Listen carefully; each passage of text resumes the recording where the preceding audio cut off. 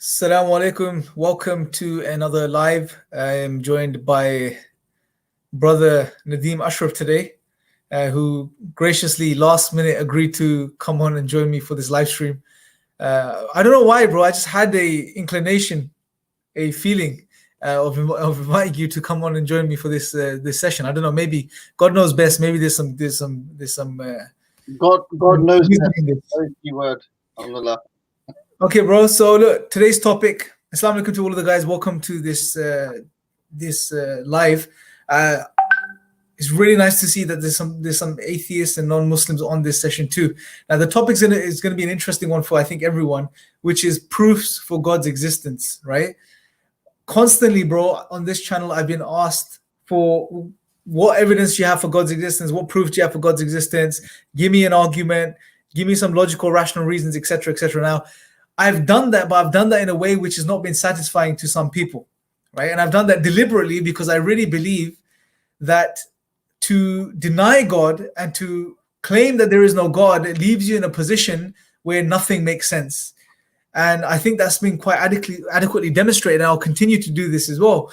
But I think it's important also now to sort of highlight and clarify some things when it comes to proofs for God and evidences for God's existence. So that's what I want to sort of touch upon in today's video. And then obviously address some of the comments and questions that come up based on that. So yeah, when it comes to proofs for God, Nadeem, before I get into it, so give you a question. When it comes to proofs of God, how do you address that particular point? Okay, so Bismillah, starting in the name of God, the most gracious, most merciful.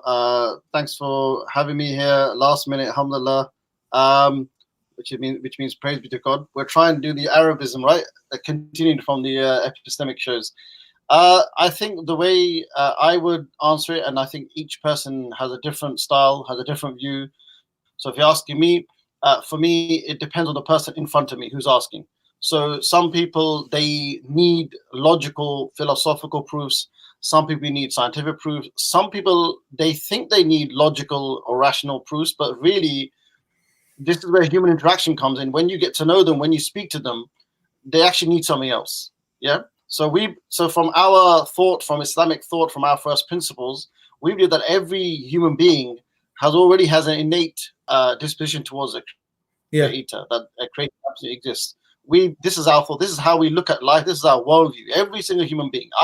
The way I look at human beings, I live in the UK. I've traveled in Pakistan, other countries, and if I'm out indoors and I look around, I look at every human being. You already know that a creator exists. It's deep buried inside you, but you just forgotten it because of your upbringing, because of your studies.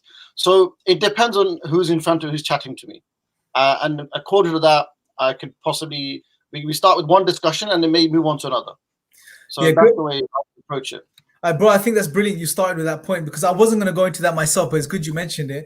And I think Mr. Atheist, he says, let God alone prove himself if he really exists. Now, I'm going to take this as the backdrop of today's discussion. I think this is where we can sort of build off of now. So first and foremost, like you said, that the belief in God is natural. It's innate. I've mentioned this in previous videos. We've discussed this at length. And that is the basis. And to be honest, let me just say, and I don't want to carry on talking about the fitrah in this particular video. I want to talk about something else. But just to sort of lay down some foundations, I think it's important to highlight and point out that when Muslims claim the fitrah, what we're saying is that there is innate knowledge that we begin with God, the belief in God, right? Now, sometimes this is attacked because people think, oh, you're just making this new sort of idea up of, foundational beliefs or axiomatic beliefs or innate beliefs. But this is not true. If you look at any facet or field, take science, for example. Now, most atheists would ascribe to science and they would say, they would not that there is a special link between atheism or science, but nevertheless, they're proponents and champions of science, which is fine. We love the science as well. It's not a problem. But what they fail to realize is that science itself is based on some underlying axioms and assumptions which cannot be scientifically proven. This is the case across the board in any discipline.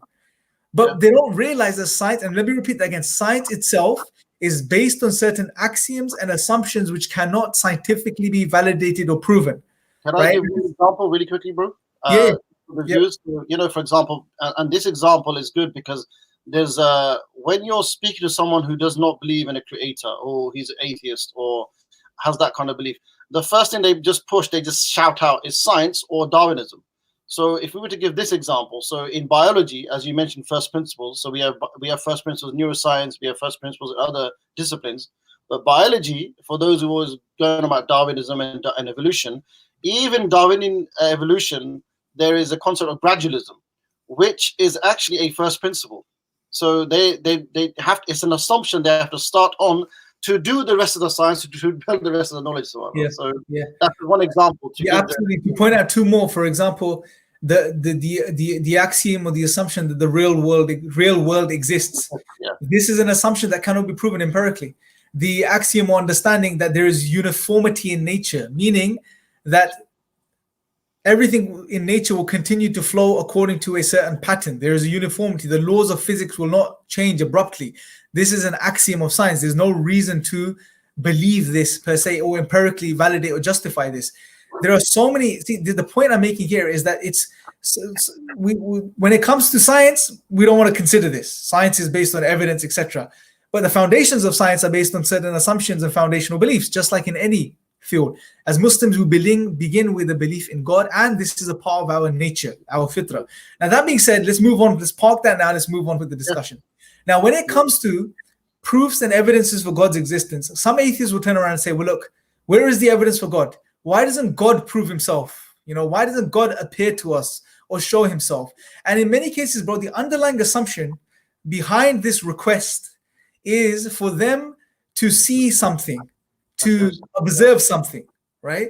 Whenever they ask for evidence for God, in most cases, they want some sort of empirical, tangible data for God's existence.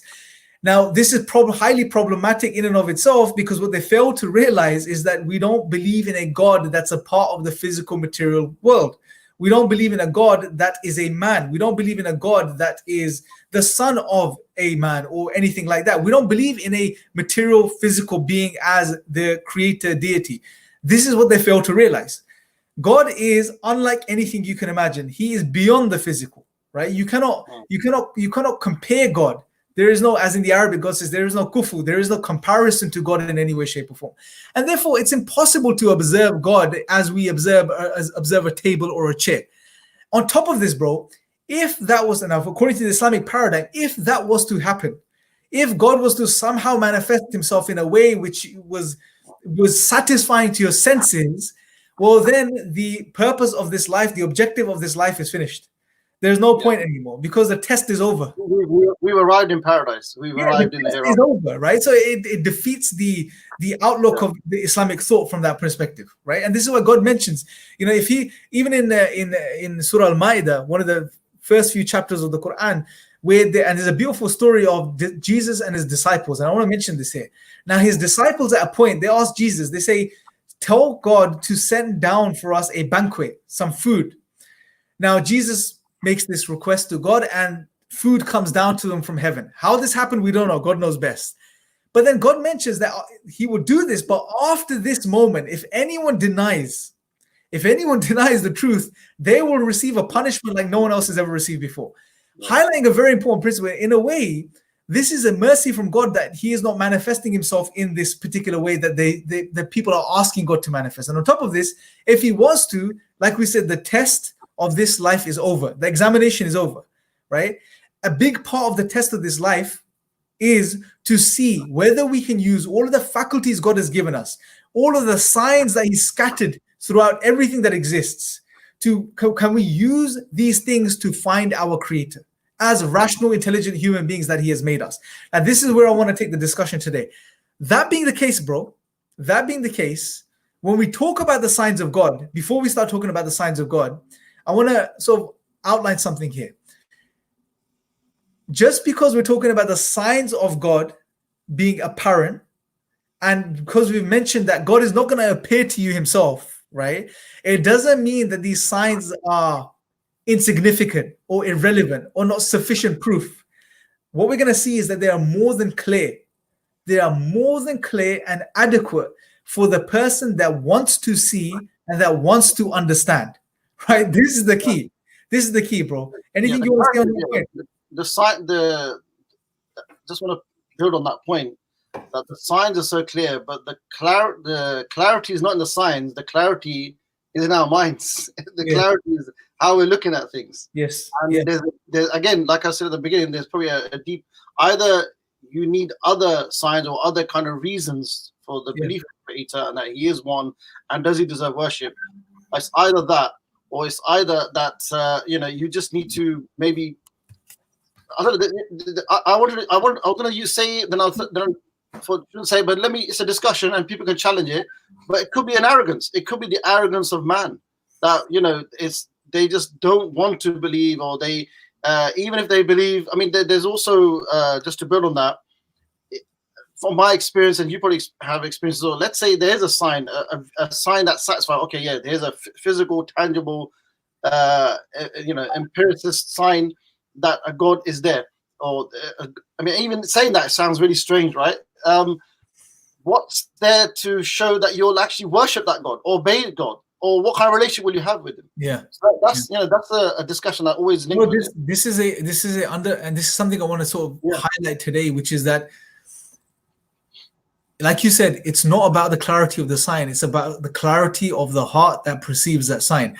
And this is something I know this will agitate people, but to be honest, we need to state the facts. Yeah. Well, let me agitate people more, bro. When you finish your point, I've got a question for you, and that will agitate people more. But I want to highlight this, and I'm going to be sharing some signs, bro, which I believe are crystal clear for anyone that wants to see. Right. So we're going to give some tangible stuff to some people today, inshallah, God willing. Yeah.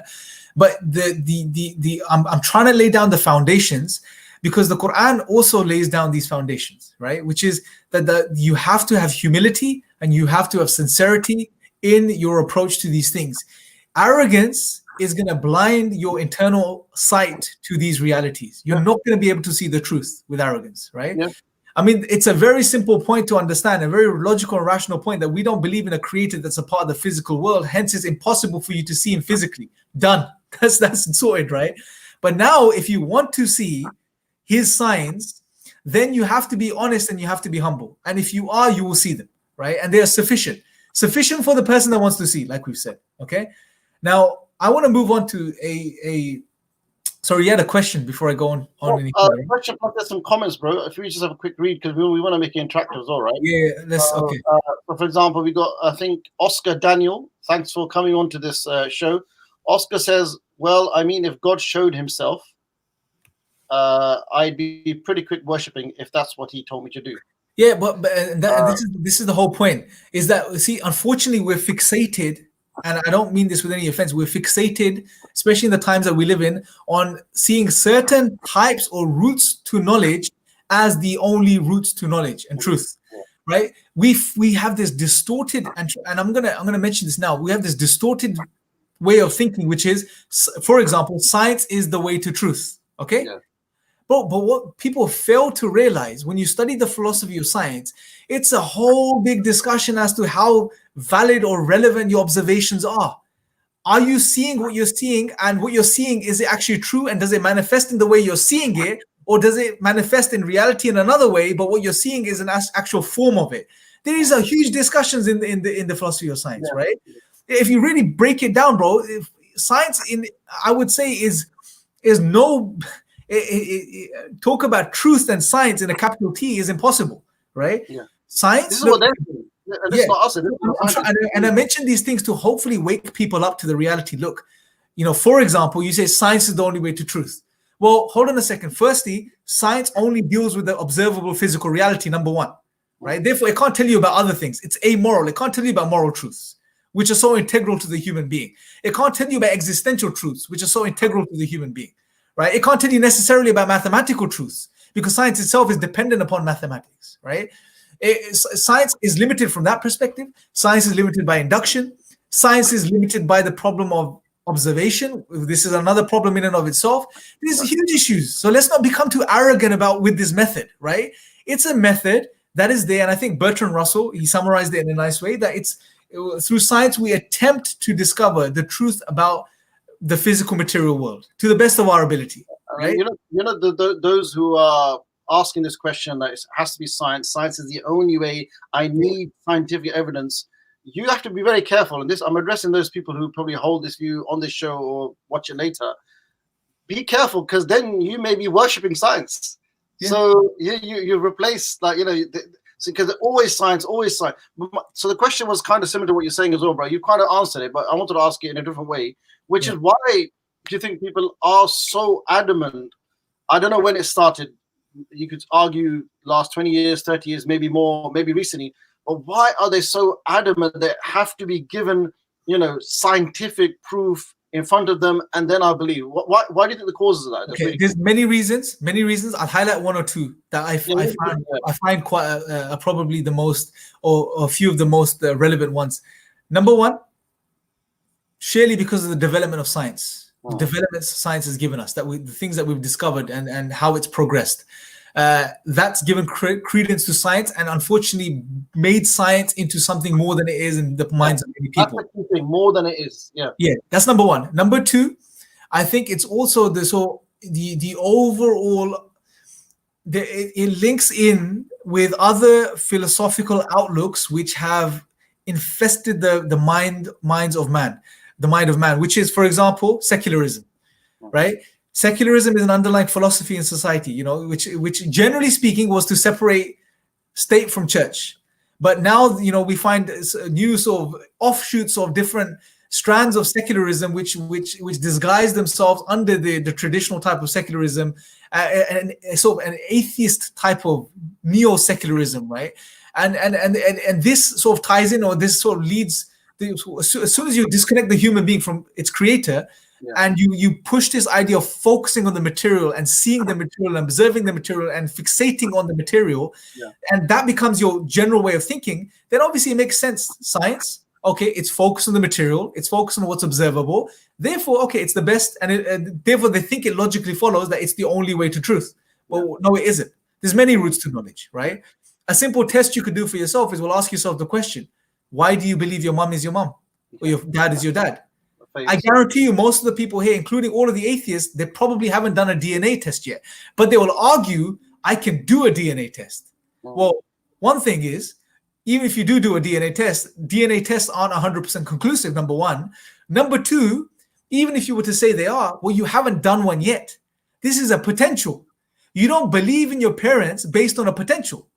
Yeah. Right. You believe in your parents right now. You haven't done the test. Yeah, you could do it, but why do you believe in them right now? It's not based on empirical data. It's based on, in most cases, it's going to be based on to understand the DNA or to get conclusions from it. You need someone else's testimony to explain to you what this means. So the point I'm making is, when we, in our day-to-day lives, we function in a way that we understand that there are different routes to knowledge, and we accept that. But when it comes to the intellectual life, no, science is the only way to truth. If I can't scientifically, empirically validate, it doesn't exist. Why? I mean, and for the honest person, if he sits down and thinks about this, he'll realize the sort of the disparity in the way of thinking, right? When it comes to the way they live. Pick a good comment, because I just seen a comment and just advice for Muslims who are on, because probably more Muslims here. I'm just picking on the name the Sabu, but I'm not picking on you. I'm picking generally. He's saying that Mr. Atheist comment is so stupid. Did he really say? I would say, brothers and sisters, refrain from any kind of absurdities, any kind of words or curses. There's no need for that. We can have a discourse, we can have a discussion, but this is the whole point of this show. Let them ask their questions. We won't judge you. So I'll ask the brothers and sisters to refrain from any kind of cursing or putting down and mocking. That's not the point. That's not the point. We can mock concepts. We could discuss it, but not people. And so this is just a little advice for brothers and sisters who are online. Jazakallah khair, bro. Brilliant point. So I think we've laid down the foundations well enough, right? So I want to sort of venture into okay, we're talking about science. Let's highlight some science, bro, yeah? And I want to go straight to the Quran for this. Now, I want everyone to pay attention. And I sincerely hope that the people that are listening to this, especially the atheists, they approach what I'm about to say with an open heart and mind, right? Just think about what I'm saying for a little while. Now, for example, in the 3rd chapter of the Quran, verse 190, God says, the Arabic, إِنَّ فِي خَلْقِ السَّمَاوَاتِ وَالْأَرْضِ وَاخْتِلَافِ اللَّيْلِ وَالنَّهَارِ لَآيَاتٍ لِأُولِي الْأَلْبَابِ. Indeed, without a shadow of a doubt, I'm giving you a rough English translation, without a shadow of a doubt, in the creation of the heavens and the earth, in other words, in the entire universe and everything that exists, and the alternation of the night and the day, in these things are clear signs for those people of Lub. Now, I'm not going to translate Lub here. I'm going to get to that in a second. Okay. So now there's 2 points of this verse that I want to highlight. First, God is mentioning very clearly that there are signs within the world around us. Okay. Now there's 2 parts here as well.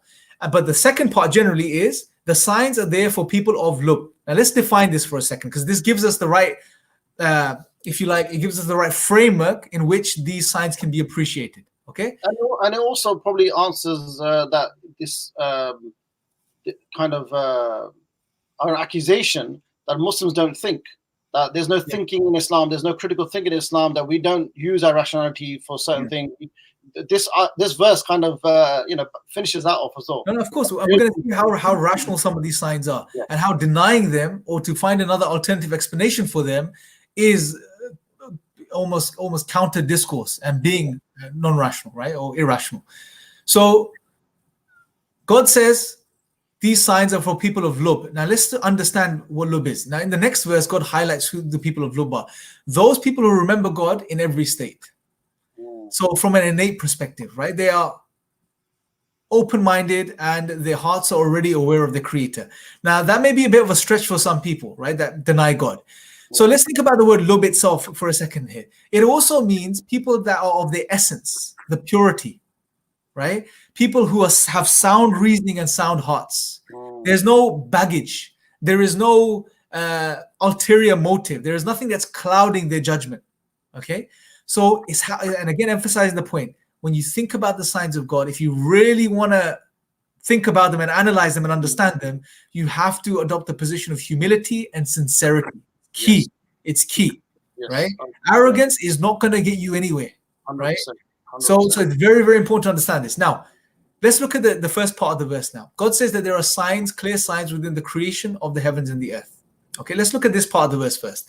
I mean, bro, just stop for a second and just think about, and everyone that's on this live stream right now, stop and think about the world around you. Just think about the universe. Right? Think about the trillions and millions of stars, planetary systems, galaxies. Yeah. Think about our solar system. Think about our Earth. Think about the conditions that are required for life to exist on this planet. Think about all the factors that are necessary to be so precisely fine-tuned for life to exist on this planet. Just stop and think about that for a second, right? Really, just stop and think about that. Think about the fact that there are laws that govern this universe, bro. There are the laws of physics, the laws of mathematics, the laws of logic. There are so many laws in place. What are laws? Think about what laws are. Laws are patterns we perceive within reality, right? Where do these patterns emerge from? Just think about these things for a second, bro. Honestly, and then for a moment, stop and think about the fact that you're thinking and that you have the ability to think about these things.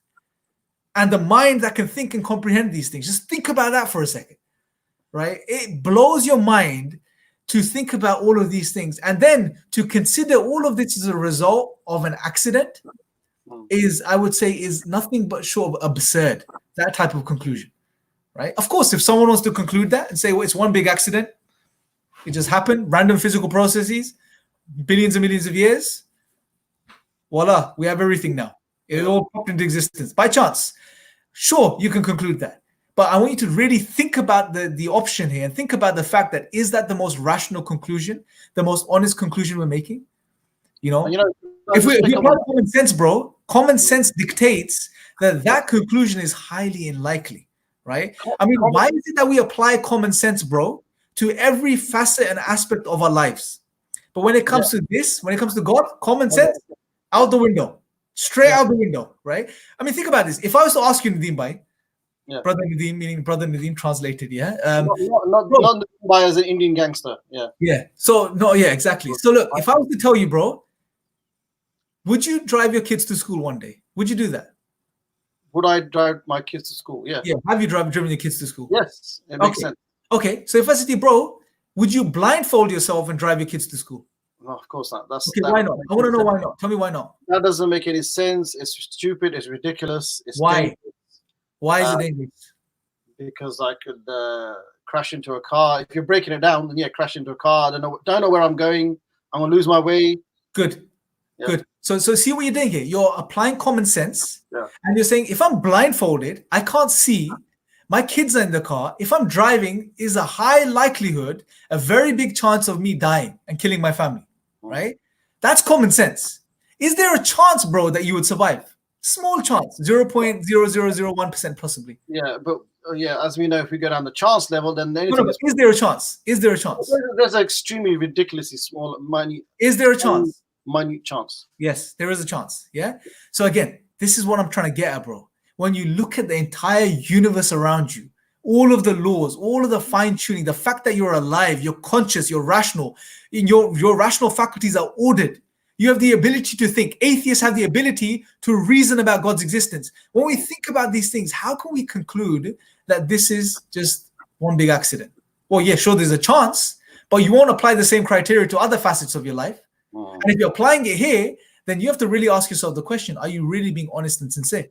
That's the question. Right, I just want to come on the other point about sincerity and honest. I think, in my conversations with people who don't believe in God on the streets, online, one thing they could do really well with studying, as if you're going to make a lot of effort of studying philosophy and science and theism and atheism and all the arguments to and fro, if you're going to make an effort for that and research, and I would also advise you research what sincerity and being honest is, because I think this is actually missing in Western literature. I've actually tried to find the whole subject of sincerity. In Arabic, it's ikhlas.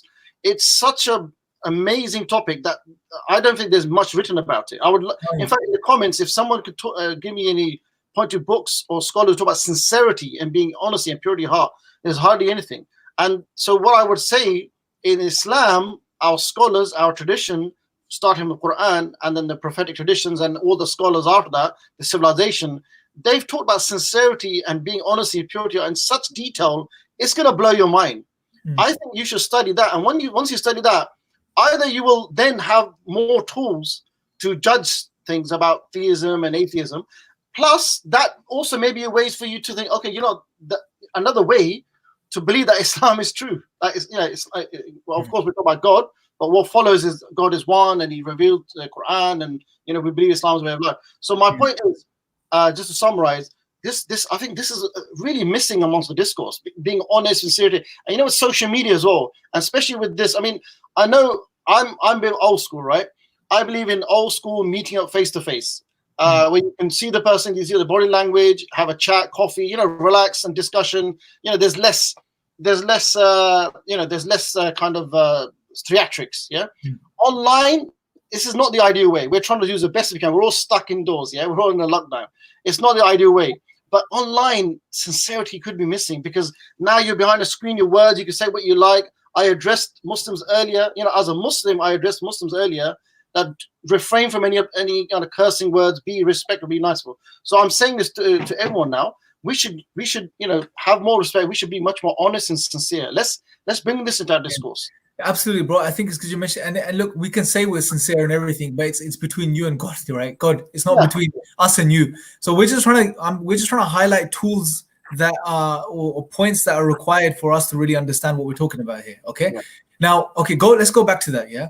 And I want us to appreciate something. I think someone mentioned that this was I was equivocating two different. It's a false equivocation, basically. What I was saying. No, you need to understand the point between I think it was between your example and between the point that what's most likely when it comes to the universe and the existence that it takes and all the fine tuning.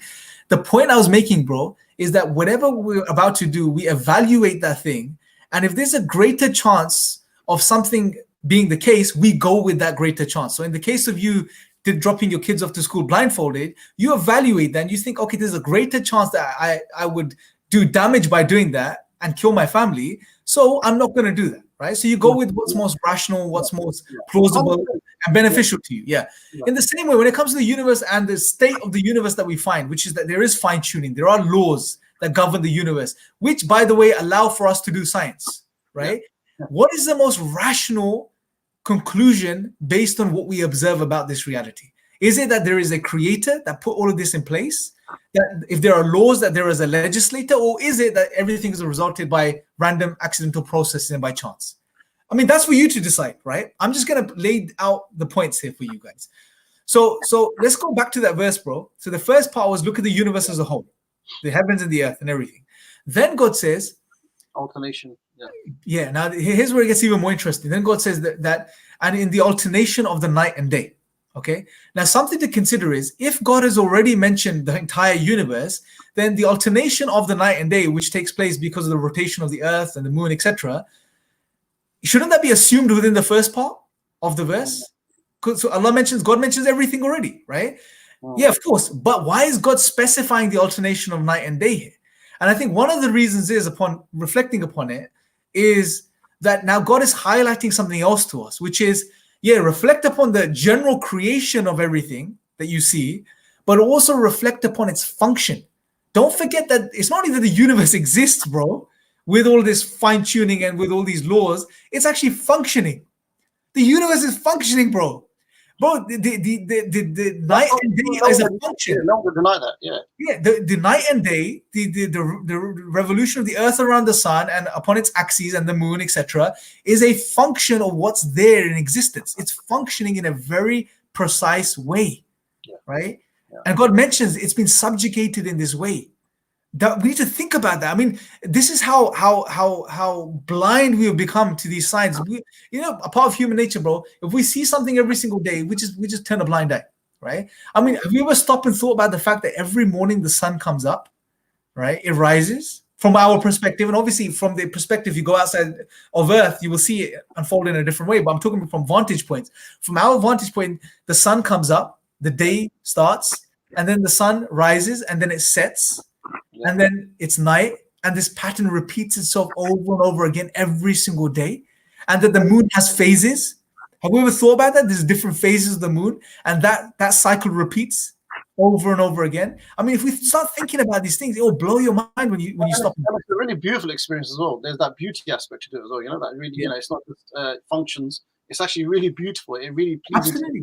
That's another amazing point, bro. There's a sense of aesthetic beauty there as well that the human being can appreciate, that the human is satisfied from a different perspective, right? But, I also want to touch that. You mentioned this verse is Surah number 3, yeah, third Surah. 190, yeah. Surah Al-Imran. The family of Imran is. So, the reason why I mentioned that is maybe some people will be fixated. Okay, you're just quoting a verse of the Quran. Like sometimes when we discuss with Christians, their whole discussion is always quoting Bible. I would say don't fixate that it's from the Quran for now. Just fixate on what Imran just said, how he explained the verses, how he explained the Quran is there for you to ponder upon, to reflect upon. Yeah. I'm asking everyone to just reflect upon these realities. And bro, just in case they bring it up, you're just quoting a verse of the Quran.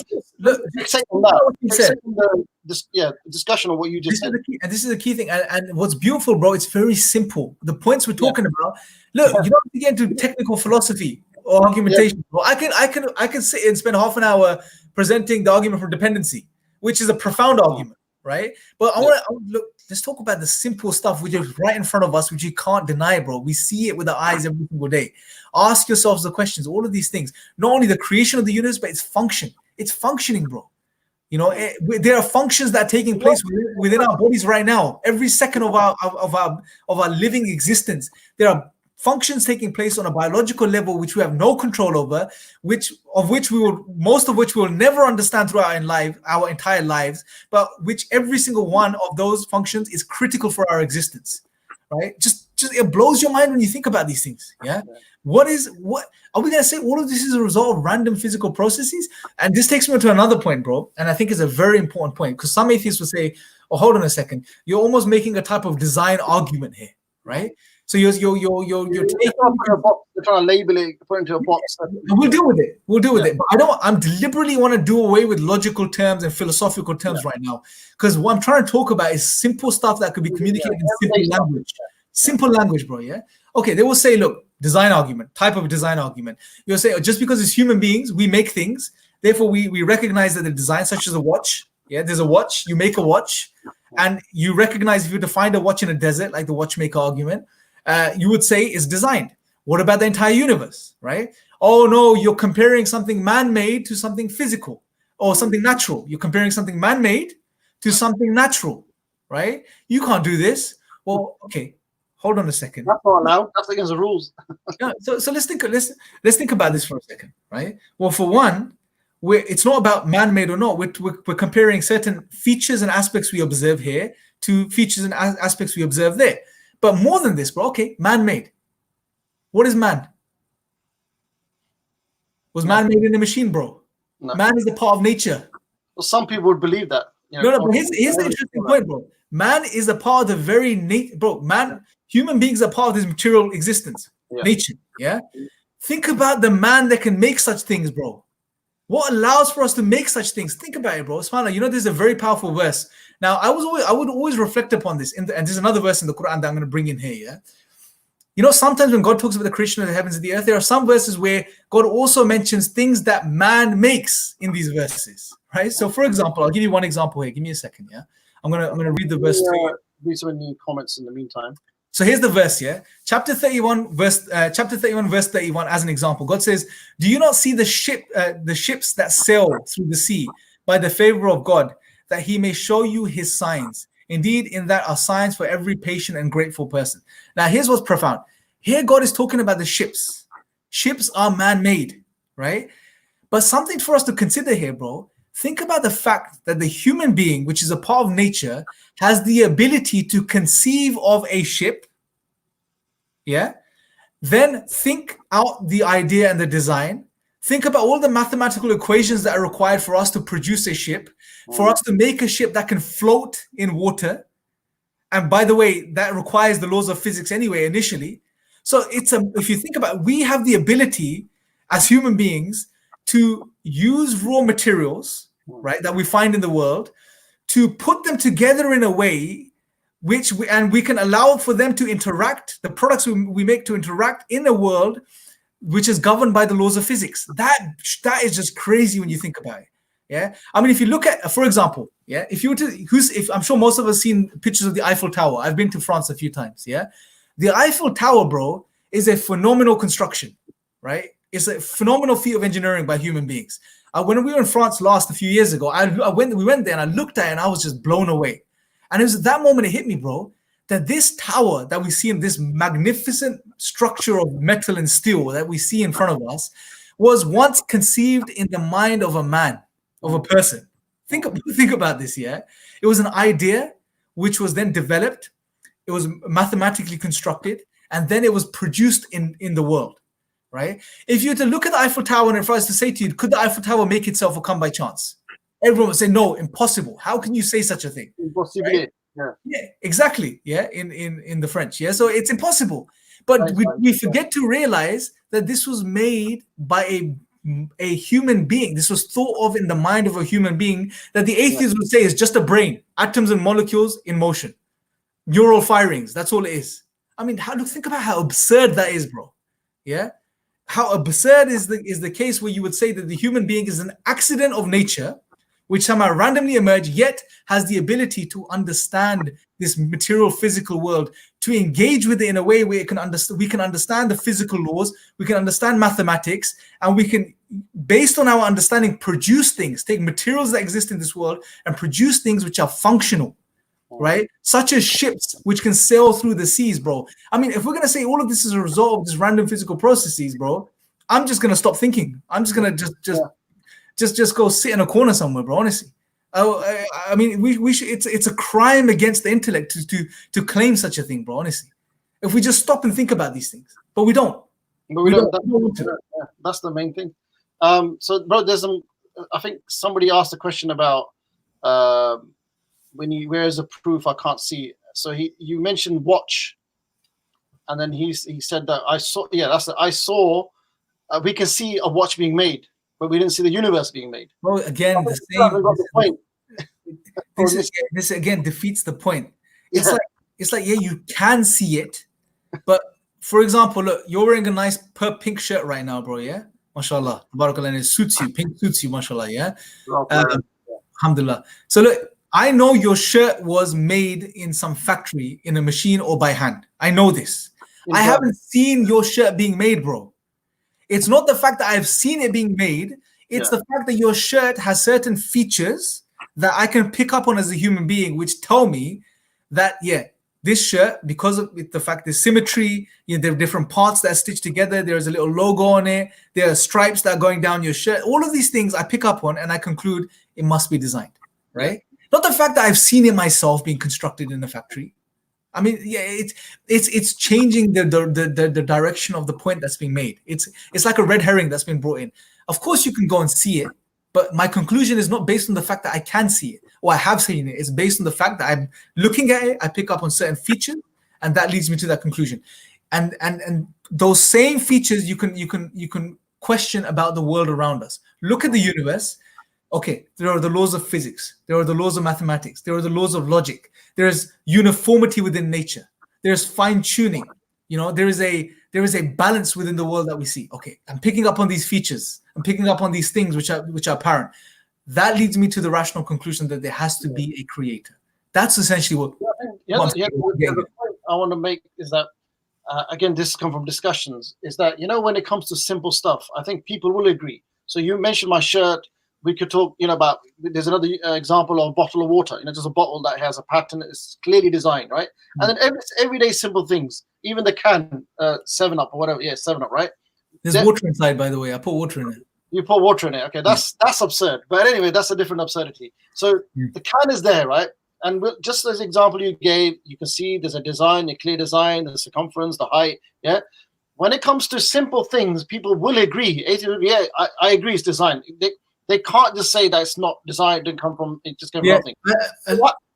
So my point is, bro, what happens is when it comes to the larger stuff, the cosmos, and we talk about the universe and the galaxies and the supernova and the clusters and all this that we know, that's this vast universe. They think that no, surely it can't be that simple. Surely, and I think this is where schooling or college and philosophers maybe, and we discussed last time, philosophy is not all that bad. It's not. It has good and bad, right? But they think that surely it can't be that simple. That the philosophers are taught us, the schooling taught us that there is no God. So there's like a disconnect. You understand what I'm trying to say? So when it comes to simple things, they agree. Yeah, sure, the can, the bottle is designed. It has a creator. It cannot come from nothing. But surely it can't be that simple when it comes to the universe. Yeah, let me clarify what I'm saying, because I think some people are not misunderstanding the point.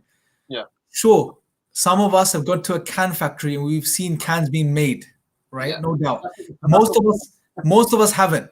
The point isn't that the fact that we can see a can being made. The point is when you look at this can, if I was to ask you, did this make itself or was it designed and created by someone?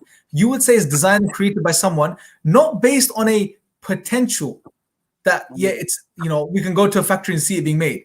You're going to look at the can, you're going to look at certain elements and features of the can, which is going to lead you to that conclusion, right? For one thing is it didn't have to take this structure. It didn't have to take this shape. It didn't have to have this label, right? It could have been structured in 101 different ways. But the fact that it has this symmetry, this shape, it has a function, it has a purpose, you're picking up on the colors, the logo, all of these things, then you're concluding, okay, designed, created. What I'm saying is, in the same way you're observing and analyzing this can, do that with the universe. Yeah. And when you do this, it will lead you to the same logical conclusion. And it is that simple. You don't have to have a point you made earlier, that I have to be a scholar, I need to read a few philosophy books, I need to read scientific books, I need to go to scientists and then verify it. No, it is that simple. This is what I'm trying to tell people.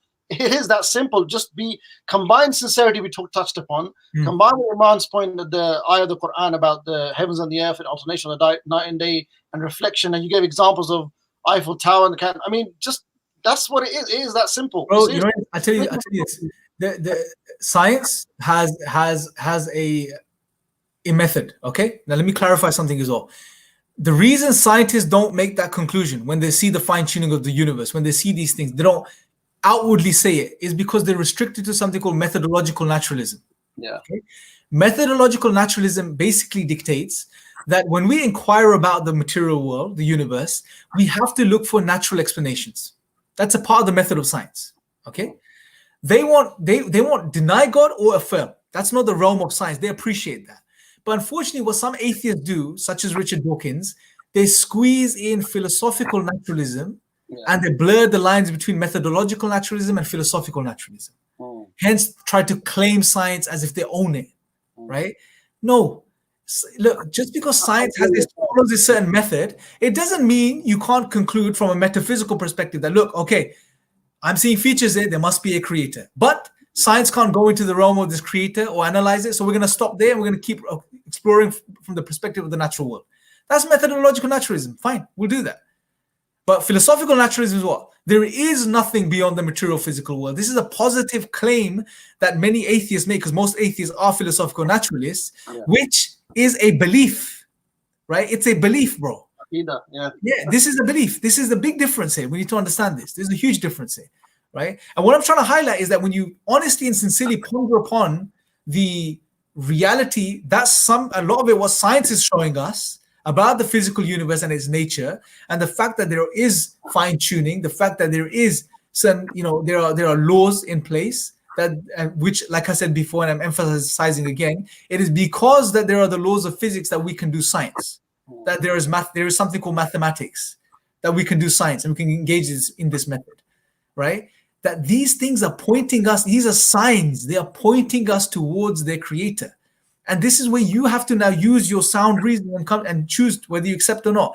This is why, bro, again, I'm going to bring it back to the Quran. The very first chapter of the Quran, the very first verse, God says, Alhamdulillahi Rabbil Alameen. Okay? All perfect, and simple translation, all perfect thanks and praise belongs to God, who is Rabb, the Lord, the sustainer, the maintainer of Alameen. Now, this is the word I want to really get us to focus on. What is Alam? What is this Alameen that's been referred to here, bro? Normally it's translated as worlds, Lord of the worlds, worlds of people, everything that exists. These are correct translations, bro. But it also has a subtle nuance. It shares this word shares the same root with another word which means sign. Alama. It's a sign, right? So we need to understand that this word encapsulates this meaning. So in other words, one of the extended, if you like, understandings of this verse is God is saying, all perfect thanks and praise belongs to God, who is the maintainer, sustainer, Lord of everything that exists, which is a clear sign that points back towards him. This is how profound the Quran is, bro. It's already telling us within the word Alameen, it covers all the bases. It covers all language. Within this very first verse, bro, God is already pointing us and he's telling us that this universe, everything that exists, if you ponder upon it, it's a sign. But you have to look into it. It's a sign that will point back towards me. This is how profound the Quran is when you really look into it and you study it, right? But I'm mentioning this because I want people to really appreciate how profound the Quran is when it comes to these things, and how simple it is. Like we're saying, let's not get technical or philosophical. Sometimes we want to get technical and philosophical because we want to find some sort of. That's what's happening in the comments, bro. Because you're explaining the points, but there's like almost a different discussion taking place. And the words academic, it's not academic, it proves science. So I really want the people who are commenting, are you actually listening to what Brother Imran have said? He's made some simple points. And if you ever listen with sincerity, otherwise, I don't know, you said don't question sincerity, then, you're yeah, bro, at the end of the day, bro, each for themselves, yeah? Everyone's going to be in their own grave, and everyone's going to be standing in front of the Creator by themselves, right? All I can do is just share some things which I hope would help some people wake up to the reality, right? That's all I could do, bro. Like we said, we can't convince anyone. We can't guide anyone. Yeah. Guidance is in the hands of God.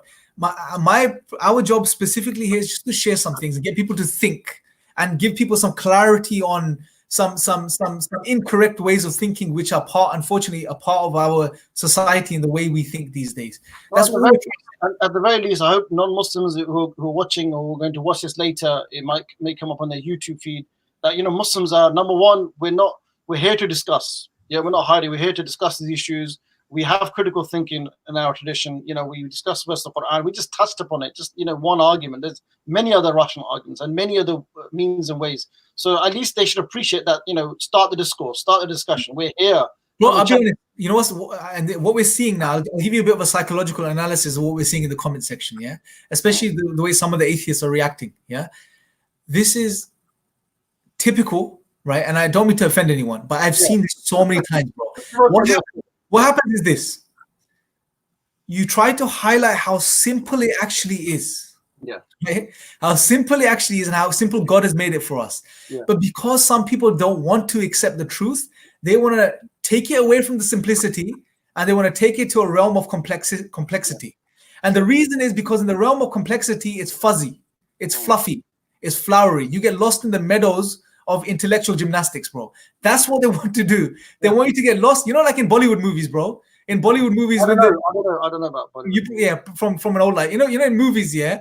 There's always the songs that come every 10 minutes. Yeah, some movies have movies. Random chant. Yeah. And a lot of the times they're in these colorful fields of flowers. The hero gets lost behind a tree somewhere. Yeah, that's what they want to do, bro. They want to take the discussion to these fluffy meadows of intellectual gymnastics where everyone gets lost. Fantasy. Everyone gets lost. Yeah. It's like, where do we go? Where's he gone? Where's that point gone? I can't find it anymore. Where's that? What was that? You know, epistemic what?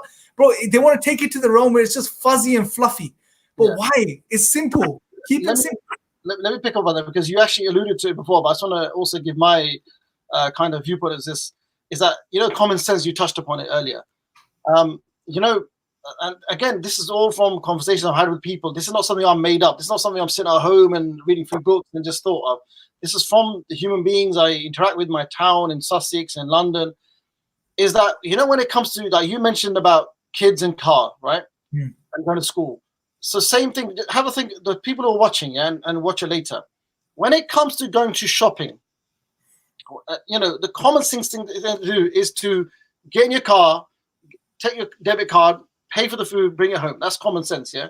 When it comes to, for example, everyday life, when it comes to, for example, you know, turning on your laptop, you press a button, it comes on. Phone switches on, off. You do this in your common sense. So why are you not using the same common sense for everyday things? Every day we use it. It's something we use every single minute, every day, to the bigger questions, to the cosmos. Why? What is, you know, what's that block? We're saying be consistent. That's what we're saying. Just be consistent. Be consistent. Like and honesty dictates consistency, bro. If you're not being consistent, you need to look inwards, bro. Because I'll be honest, psychologically, bro, we can pretty much justify anything to ourselves. Yeah. If you really don't want to believe, you will find a way of not believing and convince yourself what you're saying is doing is right. I'm only mentioning this because hopefully this will trigger us to really look inwards before we speak outwards sometimes, yeah, because we don't do this sometimes. No. So again, at the end of the day, bro, it's very simple, man. It's the signs are clear, they're there. And what's beautiful, bro, is once you recognize these signs, and here's what's profound. You know, God's not gonna just say, oh, fine, you acknowledge the signs, that's it.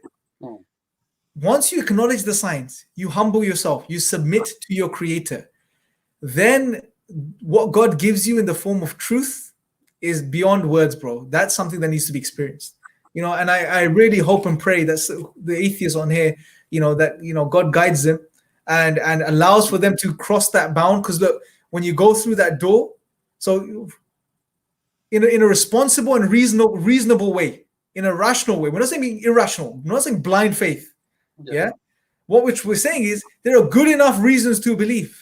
The signs are clear enough if you just honestly pay attention, right? And don't try to muddle things up unnecessarily. Then when you, based on that clarity, when you go through that door and you submit, then what God gives your heart, right? That is beyond words and beyond any proof, any evidence, right? I guarantee you this. I've countless times, bro, I've seen brothers who I've spoken to a few months prior, and they were talking about logic, reason, they're thinking about Islam, God's existence, arguments. I bumped into them maybe, you know, 4 months later, 5 months later. I've heard from someone else that they become Muslim. Bump back into them and ask them, you know, talk about these whole things. They're not interested anymore. The truth that they recognize now is beyond logic and reason. They don't need it. They don't need it, bro. This is superfluous now, right? But for you to experience that, you need to take that first step, which is reasonable faith. That's what I'm saying, right? There is an element of faith. You have to make that jump, right? Which is a part of this life. It's a part of the test. We do everything in life. We make that jump. Of course, absolutely. That's how we live life. We're being consistent. Like you said, the word consistent is very key here. But yeah, alhamdulillah. Yeah, man. So any questions? I mean, you got your regulars, you got Pineapple, and you got, you know, it seems you got like a regular fan following here, mashallah. So I don't know. I wouldn't say fans, bro. No one's a fan. Fans are just good in summer, bro, for cooling us down. But these, I consider them just a part of the family, man. Mashallah. To be honest, I'll be honest, bro. I don't get a chance to engage on the chat on the comment section much. But the way mashallah, and I commend some of the atheists as well. Some of the discussions they have are very honest and very fruitful, and it's amazing to see this, mashallah. Yeah, I really encourage everyone to continue this engagement that they have there. So yeah, I'm just looking through the questions myself now. We're gonna go through your questions, guys. I know, sorry about the rant.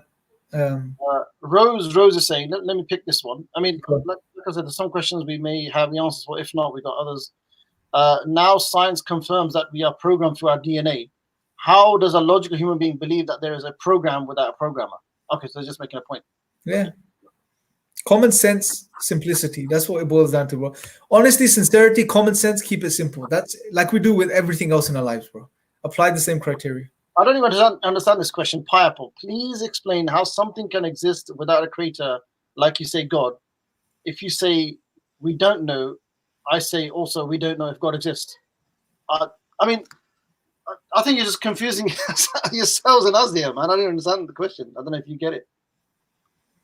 He's repeated it a few times.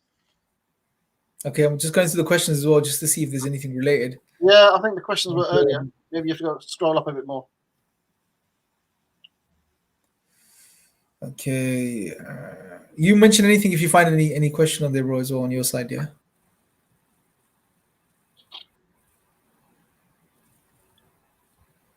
So, guys, I mean, I want to ask a question to the people who are watching. From what Imran has said, and he's articulated very nicely and clearly and simply, has it made sense? Is there any of you that have maybe had a different thinking before you came to this video, and now it's made you at least like think and reflect? You know, or maybe you need to go and just like, you know, in UK we're allowed at least one exercise, right? I don't know if Imran's doing that, but at least one exercise a day, yeah. So a long walk a day. Maybe Imran, your walk is from the car to your house here when you get home. So that one walk, that is the time to think about these points that I raised in this video. Well, I'll be honest, I try to go for a walk regularly. Like it's a hobby almost now. Yeah, I go for a walk almost every single evening. Even now, I make sure there's no one on the streets when it gets quiet, 8-9 o'clock at night. I just go for like a 2 or 3 mile walk. And it's one of the best things you could do to reflect and contemplate. And you know something I say to atheists, but even Muslims, anyone, is if you live in a city, right? If you live in a city, please every so often leave the city and go out into the countryside, right? Honestly, I'm not joking, bro. When you go to a place where you're in the middle of nature, and when it gets dark at night and the sun sets, and you see there's no street lamps and there's no pollution in the air, and you see the stars, bro, in the sky, it just blows your mind, man. Honestly, it hits the. The other thing is, bro, is you know, if you are going to go for that walk or that little jog and just walk and reflect, if you are going to take your phone, don't put the you know, speakers in and listen to some music or podcast or whatever. No, actually walk and reflect. Because like a lot of people, they say, yeah, I will do a walk. Nothing happened to me. This happened at university where I said, look, just reflect upon life, reflect upon sunset, reflect. I think he lived in Yorkshire. Reflect upon the hills. Like, what do you feel like? You know, what's your feeling? He said, I went for a walk. I thought I met him next time I met him. I went for a walk, but I just listened to, I don't know, Madonna or whatever. That's the thing. You're listening to stuff. You're not reflecting. So just when you are going to go for a walk, don't take any devices with you. You know, just you and with nature, being one with the nature, as they say. And that's meant something may stir something inside you.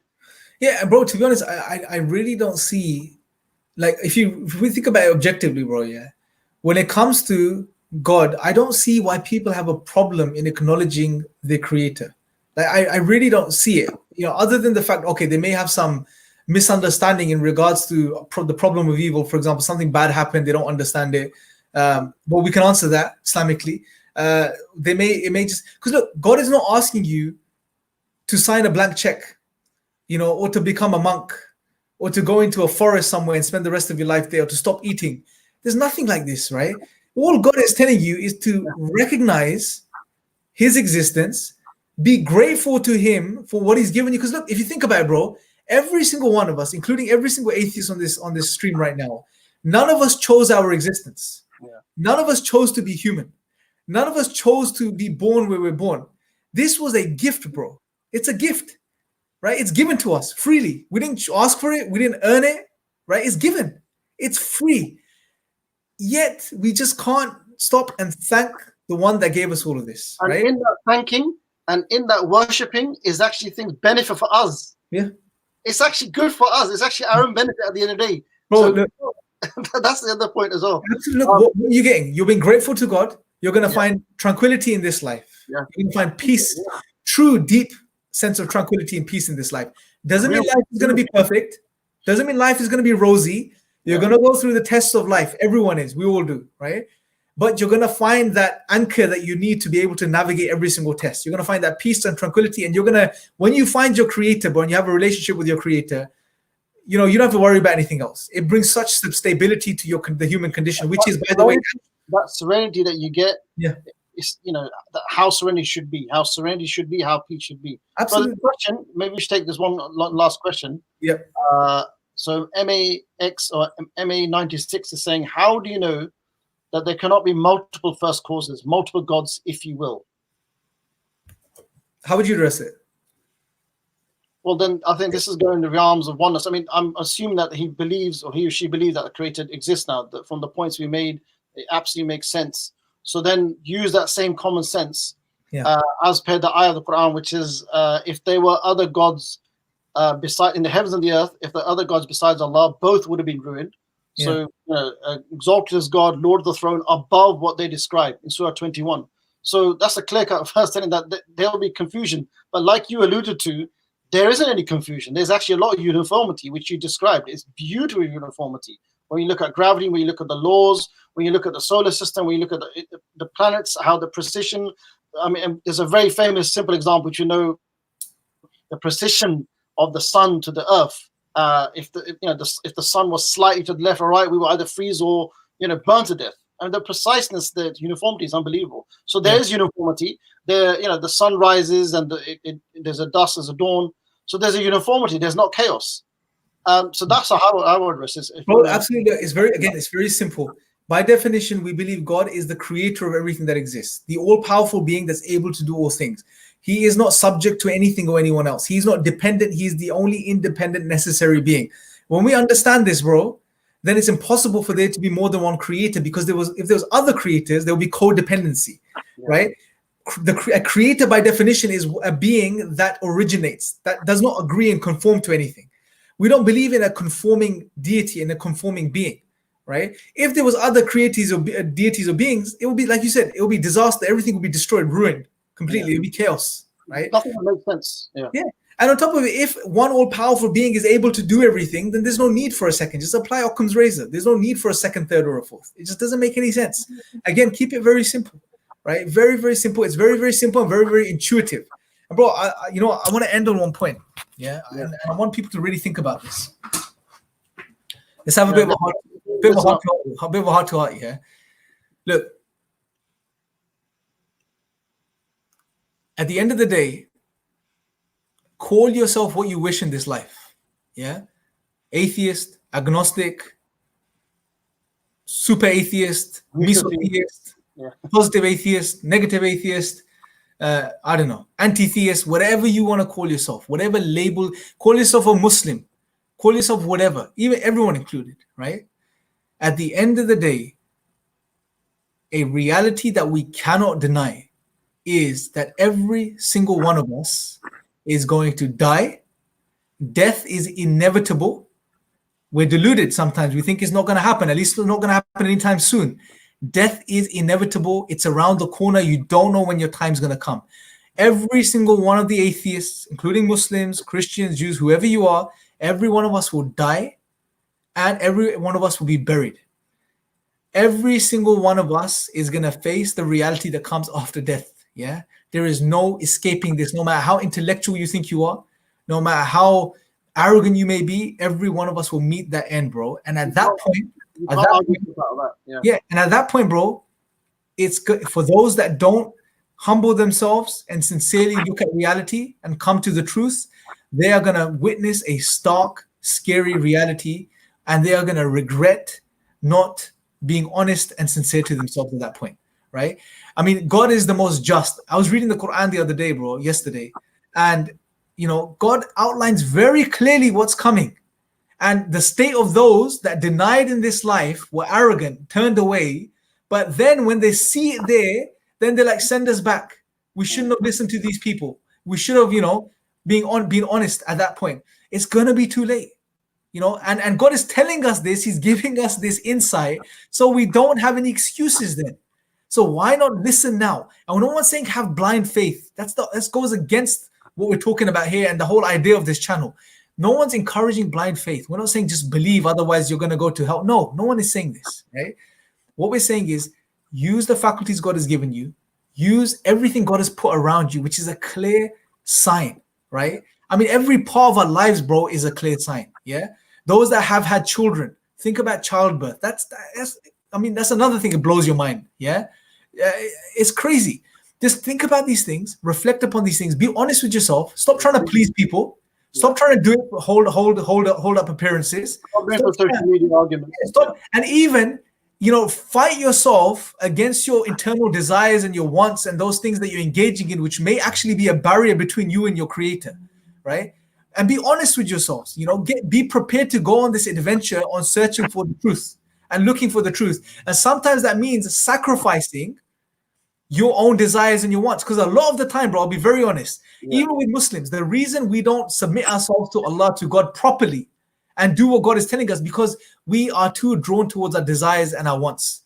We don't want to stop drinking, we don't want to stop fornicating, we don't want to give up our habits.